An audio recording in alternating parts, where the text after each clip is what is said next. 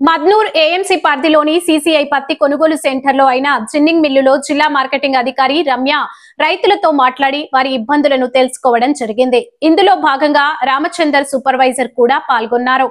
బస్వరాజు, డోంగ్లీ, సిద్దప్ప, హవల్గావ్, సురేష్ జుక్కల్ మండలం నుంచి వేరువేరు జిన్నింగ్ మిల్లులలో మాట్లాడడం జరిగింది. మాకు పత్తి పంట 10 నుంచి 12 క్వింటాల వరకు వస్తుంది. సీసీఐ వారు 7 క్వింటాలు మాత్రమే అనుమతిస్తున్నారు. మిగతాది ప్రైవేట్ లో అమ్ముకుంటున్నారు. కావున ప్రభుత్వం కనీసం 11 నుంచి 12 క్వింటాల వరకు అనుమతించాలని ఆవేదన వ్యక్తం చేశారు. దీనికి గాను రాష్ట్ర మంత్రివర్యులతో జరిగిన వీడియో కాన్ఫరెన్స్ లో భాగంగా జిల్లా కలెక్టర్ వారిచే తెలిపారు. దీనిపై సీసీఐ వారితో చర్చ జరుపుతామని తెలియజేశారని చెప్పడం జరిగింది. పత్తిని మంచిగా ఆరబెట్టుకొని రావాలని రైతులకు చెప్పడం జరిగిందని జిల్లా మార్కెటింగ్ అధికారి రమ్య తెలిపారు.